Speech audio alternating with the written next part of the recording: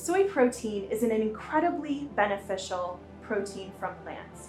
It's the only plant protein that contains all 9 essential amino acids, so most people call that a complete protein.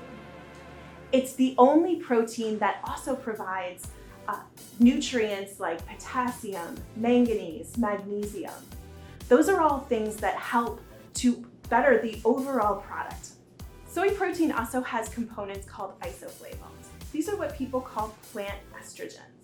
There has been a ton of research done on soy protein and the soy isoflavones in the soy products as well. Overwhelmingly, that research is positive. That research shows that soy protein and the isoflavones contained in the soy protein are safe and healthful.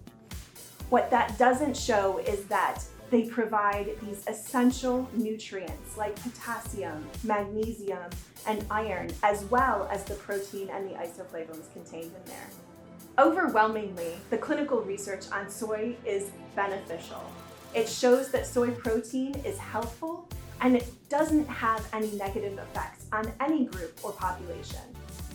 This is shown through hundreds, if not thousands, of clinical research outcomes over the last 50 years.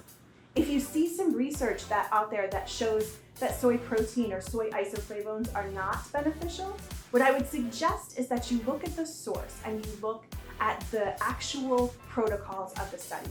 Oftentimes, those studies are looking at high-dose isolated isoflavones in a very specific rat model called aphemic rats. Essentially, what that means is that it's not looking at outcomes of soy protein for humans. It's looking at those outcomes in a very isolated model that does not replicate itself in human studies. So my suggestion is if you have some questions about some research that you've seen, dig in a little bit more. Don't necessarily believe everything you hear. Do your own research and see what kind of model they use to evaluate it. The Juice Plus research tends to be placebo-controlled, gold standard research on humans, and that's the research that we think is the most effective.